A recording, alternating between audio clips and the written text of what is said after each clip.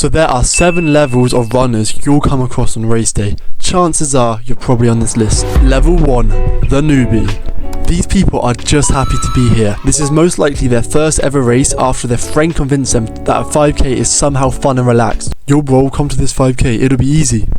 Alright, sure man. They're very underprepared but enthusiastic. They'll turn up in a pair of loose joggers and a hoodie.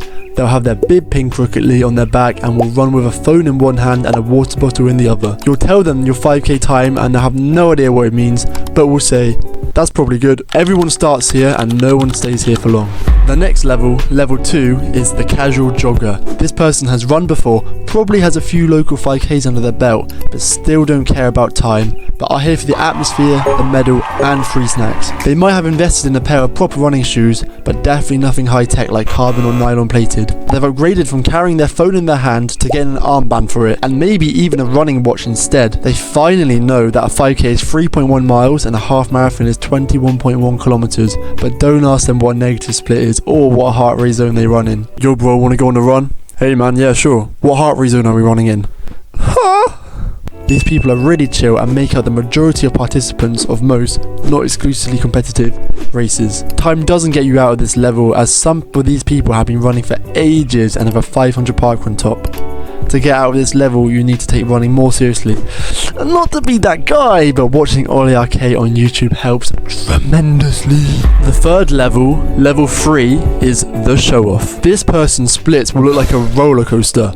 They'll run a 400 meter PB to start the race, practically walking in the middle, but when they see the finish line, they're showing off. They're typically very inexperienced or doing it to put on a show. Usually it's a kid, or a guy whose friends convinced him to run a 5k and he severely underestimated how far it is and how unfit he is. I'm sure we've all made the mistake this person has with completely overestimating their ability and getting humbled. This is a canon event for every runner. If you haven't gone off way too hard, are you even a real person?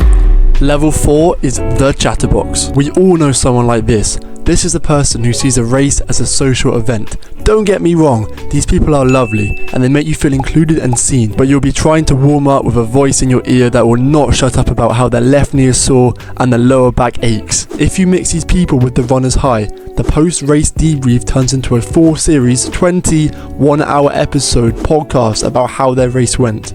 You'll never say, that's crazy. Oh yeah? More times in your life. But for real though, these people do make the running community much more friendly. If you fall victim to one of these people in a race, you'll never feel lonely. Coming in at level 5 is the poser. I would say the poser is a new phenomenon. This is usually a young adult between the ages of 22 and 32, and they are geared out.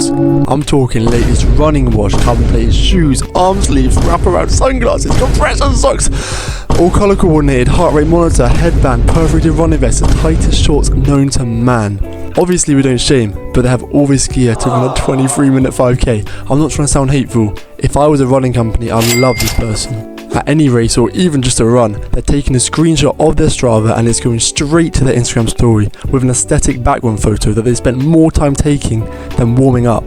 I don't know about you, but I swear these people always wear Hoka. If not, then it's the Asics Nova Blast. I'm getting oddly specific here, but don't tell me I'm not telling the truth because that will be a lie. Level 6 is the hardcore racer.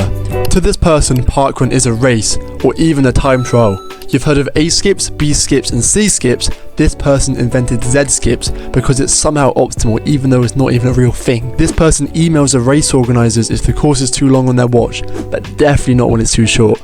A sad thing that these people do is they'll drop out of a race if they're not on for a good time. After a race, some people might have a pint, me a nap, but this person turns into a data analyst and will not sleep until they've written a full dissertation about how their race went. Hey man, I'm going on an easy run. What heart rate zone? This person 100% has a shoe rotation. One for easy runs, one for sessions, one for slower sessions, one for races, one for longer races, and one for long runs. If you are ever in need of an excuse after a bad race, check this person's Strava captions. You ran badly? No you didn't. It wasn't your fault.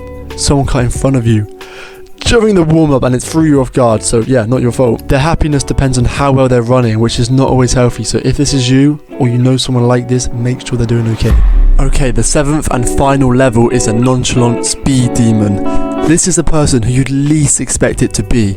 It could be some 50-year-old man or some 12-year-old girl who just turns up, barely even warms up, arrives 2 minutes before the start, and somehow goes on to win the race. This person is always extremely humble. If I had a gun to my head and I had to either climb Mount Everest or get one of these people to big themselves up, Mount Everest is calling for me. A lot of young nonchalant speed demons, they don't even train much. They'll run once or twice a week with an old pair of worn out trainers and yet demolish you on race day.